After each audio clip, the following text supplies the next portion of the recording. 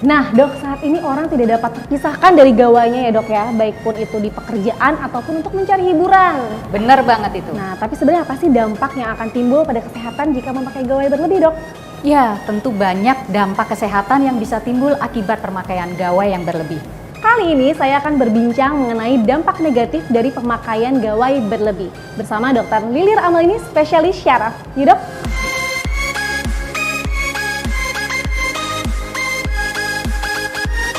Sebenarnya seberapa lama sih dok batasan untuk pemakaian gawai untuk orang dewasa? Karena kan kalau untuk anak-anak kan ada pembatasan screen time ya dok ya. Nah untuk orang dewasa bagaimana dok?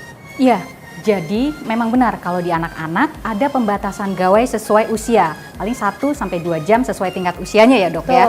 Nah kalau di orang dewasa itu belum ada panduan resmi atau pastinya berapa lama pemakaian gawai yang ideal.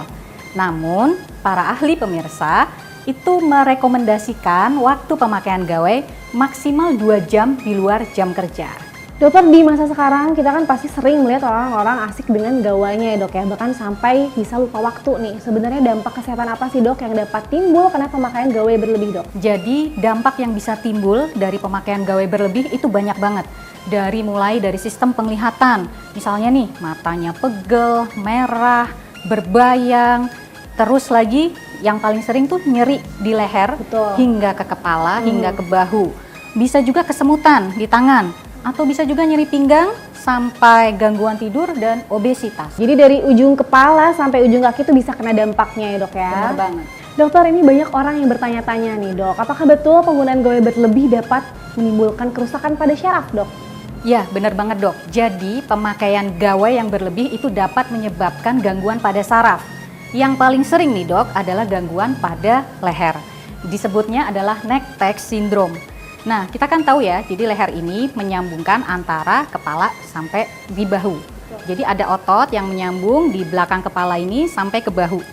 Nah itu apabila kita menggunakan gadget dengan posisi yang salah, dengan postur yang salah selama waktu yang lama, itu akan mengakibatkan otot leher yang kaku. Kepala ini disangga oleh namanya tulang servikal, tulang leher. Ya, itu ada 7 ruas, dia bentuknya agak melengkung ke arah belakang, namanya huruf C seperti itu.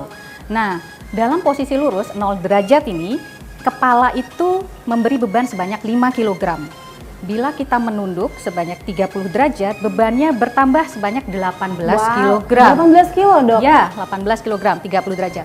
Nah, sedangkan kita kalau misalnya pakai handphone, itu bisa sampai begini kan ya? Betul. Itu 60 derajat, bebannya 27 kg pemirsa. Jadi sama dengan meletakkan beban 27 kilo di atas kepala. Nah, 27 kg berjam-jam, itu kayak kita manggul anak 8 tahun. Betul. Di mana kita, gimana nggak pegel, gimana nggak sarafnya rusak.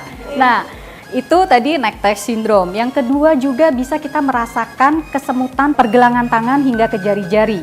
Sering juga dok ini ya? Iya benar. Jadi karena tadi ya postur dan posisi tangan yang stagnan dalam waktu yang lama, itu mengakibatkan penebalan pada saraf namanya saraf medianus. Nah, yang melewati pergelangan tangan kita mempersarafi jari-jari, sehingga kalau itu menebal bisa sampai ada cairannya, penumpukan cairan, itu sarafnya tertekan dan mengakibatkan rasa kesemutan hingga ke jari-jari. Kalau misalnya kita udah ngerasa pegel ataupun kesemutan doknya tadi di leher ataupun di tangan, nah penanganan apa yang dapat kita lakukan tuh dok? Ya sebenarnya yang paling penting adalah pencegahannya ya, gimana supaya kita tidak mengalami tadi mulai dari gangguan mata, gangguan leher, sampai tadi obesitas juga ya. Jadi yang harus dilakukan, pertama kita harus atur posisi kita nih ya. Misalnya kita melihat kita pakai smartphone gitu. Kita harus atur jarak sesuai jarak baca, yaitu 30-40 cm. Ya, kadang-kadang pemirsa sambil tidur sampai udah mau deket ke wajah ya. Benar. Itu banget berarti ya dok ya. Benar banget dokter. Terus yang kedua, misalnya kita pakai laptop. Nah, pakai laptop atau pakai komputer itu jaraknya adalah sekitar rentangan tangan atau sekitar 60-70 cm. Sedangkan kalau kita misalnya menonton televisi, jaraknya adalah 5 kali lebar. Misalnya kita nonton TV 32 inch, itu adalah 32 dikalikan 5, berarti 160 atau sekitar 4 meter. Jadi nggak boleh terlalu dekat. Nah, selain itu tadi benar kata dokter Sabrina. Nah, nggak boleh terlalu nunduk kan tadi, kalau kita semakin nunduk beban leher semakin berat. Jadi Yang optimal adalah mengangkat gawai setinggi mata kita atau paling nggak 10 sampai 15 derajat nih, se-eye level seperti ini ya. Kalau misalnya pakai laptop, itu laptopnya selain tadi se-eye level, di atasnya itu juga dicondongkan ke arah luar, yaitu tadi sebanyak 10 sampai 15 derajat. Lalu selanjutnya adalah kita ada yang namanya 20-20-20 rule. 20-20-20, apa tuh dok? Ya, jadi setiap 20 menit kita menatap laptop, menatap screen, itu harus istirahat selama 20 detik dan melihat objek sejauh 20 feet atau 6 meter. Jadi harus istirahat tadi ya, 20-20-20 rule. Kadang-kadang pemirsa kalau misalkan udah fokus sama kerjaan nih, suka udah gak kepikiran untuk istirahat 20 detik ya dok ya, udah bablas gitu. Ternyata penting pemirsa untuk setiap kita menatap 20 menit, istirahat selama 20 detik ya dok ya. Benar. Dan melihat objek Jarak. yang jaraknya 20 feet atau 6 meter. Lalu yang ketiga, apabila sudah 2 jam, nih 2 jam kita terus-terusan menatap screen, itu harus istirahat selama 15 menit. Kita bisa melakukan peregangan, mungkin ambil minum gitu. Pokoknya harus off screen dulu. Itu selama 15 menit untuk menjaga kesehatan mata juga. Selanjutnya adalah lighting nih. Lightingnya juga nggak boleh kontrasnya terlalu jauh bedanya. Jadi di kamar yang gelap sekali, terus kita main HP, nah itu nggak boleh. Jadi untuk menghindari tadi yang namanya CTS, itu kita bisa memegang gawai dengan 2 tangan. Dengan 2 tangan, jadi tidak ada salah satu tangan yang lebih dominan gitu.